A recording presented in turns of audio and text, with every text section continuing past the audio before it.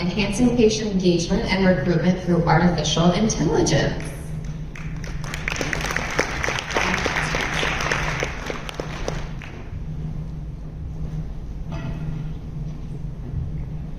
Looks like I'm roasted here. Oh, Well, we're so glad to have you, Sharib. So can you tell me, how is AI being used to empower patients to find clinical trials? And along that same line, can you share any specific examples, maybe from TrialX, where AI-driven approaches have significantly improved that trial finder experience? Thank you for asking that, Timothy. I mean, this use of AI goes all the way back to 2000. When we started TrialX, out of grad school, typical story that you hear about girls startup in New York City. Me and my co-founder is in the room somewhere, Dr. Chitin Patel. Yes, so we started TrialX as a platform for patients to find clinical trials using AI. And what we were using at that time is called natural language processing. We would look at all the trial criteria from clinicaltrials.gov, find, inclusion criteria, exclusion criteria. Are they talking about certain labs, certain medications, and pull patients' medical records from Google Health at that time. Folks, do you remember Google Health? Anybody in the crowd? 2008. And believe it or not, 200 people every month would come there and connect to Google Health record and see matching trials based on natural language processing. So much so that the CIO of Beth Israel, Deacon in Boston, he got to know about it and he called me one day and said, "Hey, do you know that we are using Google Health at Beth Israel? I want this because my grandma can do it." And that was how TrialX really started. We were like, wow, this is great. You know what, guys? All good stories don't come to great ends immediately. Google, Microsoft shut down their personal health record platforms. But we, TrialX, have outlived that product. So what happened in 2011, we took all that great NLP technology coming out of the work that Chintan did as a PhD candidate at Columbia University. And we were like, what can we do? Google is no longer there, Microsoft is no longer there, what can we do about it? And then we realized that we have a trial search engine, but patients really don't know how to search for trials. If you give a search engine and a search box and advanced filters like phase and intervention types, they don't know what to search for. So we decided we'd make a question-answer based guided search technology using NLP. And this won the best cancer app by NCI like a decade ago. And guess what? They invited me to Hawaii to take the award. I was like, hey, no complaints about that one. So a decade ago, we built this technology. Ask one question at a time. It looks at all the criteria and simplifies the question. And you ask for outcomes. 3 out of 10, 30% of the people who actually use the guided search, they send referrals. This is 3 times more than when we gave them a search box, and they found a trial, and they searched, looked for a trial, and sent it. 3 times more. 50% of the people were actually able to go through 8-9 questions. Do you have this? How far do you live? How far are you willing to travel? Have you taken this medication? 50% of them. Versus when you give them a search box, 80% drop off. So that is what we have learned over the last 10 years. We keep it short. Using AI, we have been able to give people a better way to search clinical trials. So I am a fellow digital health enthusiast and AI person too.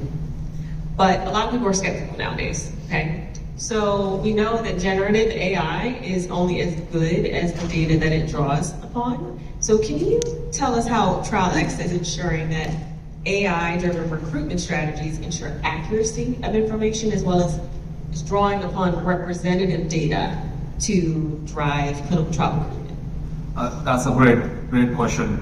And folks, raise your hand in the crowd if you've heard this maxim for, garbage in, garbage out. We all know about it, especially if you've done data analytics, machine learning, AI.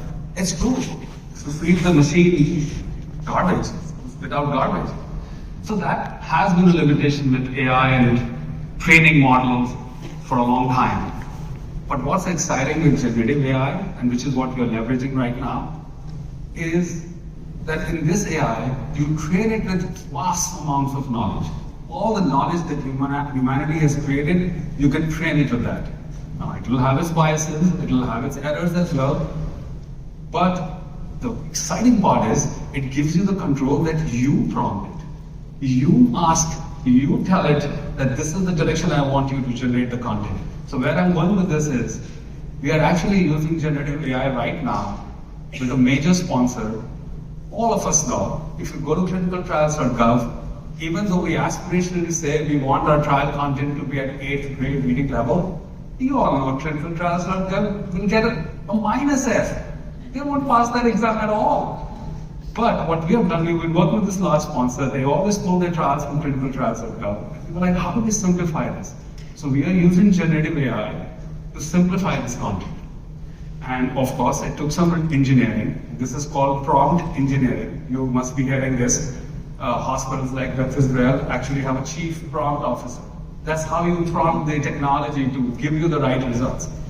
So our CTOs and our engineers prompted the technology to say, okay, take this piece of content, very complex written, probably some MD PhD wrote it, and can you bring it down to 8th grade level?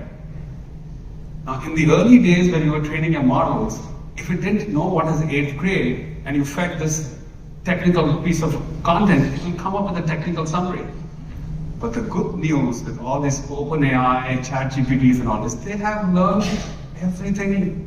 Even a toddler has written 2 tomes and encyclopedias. So it can understand when you say, give me 8th grade level information. So we tried it. We said, can it actually do this? So we fed 20 trials, complex criteria, complex descriptions, and said simplify it in less than 300 words, down to 8th grade level. Include bullet points that can summarize, are there any visits needed, will you be given any compensation, how complex will be the visit, will there be a blood draw? So based on the input of the trial, it actually generated these summaries. And then we had 3 humans review the output of this summary on 3 parameters. Is every statement the AI is saying, is it correct? Factually correct. Is it relevant to the study? I'll give you an example of the difference. It can say you may be compensated for this study. It's correct. Some studies will compensate you, some studies may not compensate you. But is it relevant for that study? Maybe not. Maybe the information is not even in ct.gov. So, and last is it clear? Can an 8th grade person read it? And we did this evaluation, the results were very promising. More than 80-85% scores on all these parameters. So much so that our sponsor looked at it, and this is a top 5 pharma in the world, and said, guys, we are going to go ahead with it. So they have allowed us to simplify all their clinical trials and list it on their website using AI. They have reviewed the prompts, they have reviewed the results, and they feel confident that we're not making any major blunders. We're not putting ourselves into a liability stick, It's good stuff. And guess what? Now here's a question for all of you. Okay, there was a website, patients would go on it, they would read a trial listing, they would spend some time on it. We took the same page, and I've given you an option to read the simplified version of it. Guess what happened? Did people spend more time on the page, or did they spend less time on the page? Any guesses in the crowd? Great. That's what you expect. They will spend more time on the page. Counterintuitively, they're actually spending less time on the page because your content has gotten shorter. They're actually reading it faster, and what they're doing is they're going and reading other pages. So they're spending more time on your website, but they're actually spending lesser time on each description of the study they're reading, and the number of referrals have gone up as well. So here is the thing. You can leave this room, and you can point it to this guy. He said it, that yes, you can use UI, generative AI, you can launch it with a major sponsor, and the early results are it is promising. It is leading to patients being able to understand it, comprehend it, and take some action on it. Very exciting. This is just the start of it. Thank you for asking that. Yes, As a rare patient, I definitely understand the issues with clinicaltrials.gov. So knowing that and thinking about generative AI that has the potential to make recruitment faster and more understandable for patients, can you tell me about how TrialX has leveraged these technologies to accelerate study startup materials while ensuring that the right patients are identified for trials. So tell us a little bit about that and maybe a success story you have. Oh, thank you, Mackenzie. As I said, going back, our guided search is AI-driven as well, and it has been used for multiple myeloma, Rett syndrome, sickle cell disease, a variety of such conditions. But let's talk about generative AI. So simplifying the trial content, that's one example. Gone live with a major sponsor, about 4 months of data we have. Where else can we go? So currently when we work with the sponsors, we're taking about 6 to 8, sometimes 12 weeks to create a study website. They have to get the content, they have to get the pre-screening questions, they have to create images, they have to get ad campaigns, they have to get all of that reviewed. I have told my engineering team, and I'm telling all of you, as friends, as colleagues, as people who like challenges, I want all of that to be cut down to 8 hours. 8 hours with generative AI. There is no reason today, with all the possibility, that you cannot have your study materials created in less than 8 hours. All your advertising copy, all your images, all your study content, including in templates, all you have to do is review it. If you go and see our booth, our big picture, we actually have a picture which I would love to get your opinion on. It says generated by AI, reviewed by humans. And I think that is the fundamental paradigm shift that is being enabled by this technology.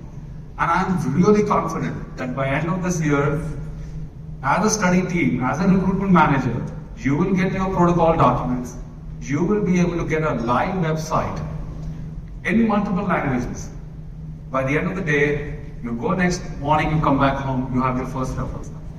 That's the power. Pre-screening questions, we're already on it. You can give the MCD number, we'll generate 8 pre-screening questions and iterate them. You can even tell the AI, make it yes/no questions.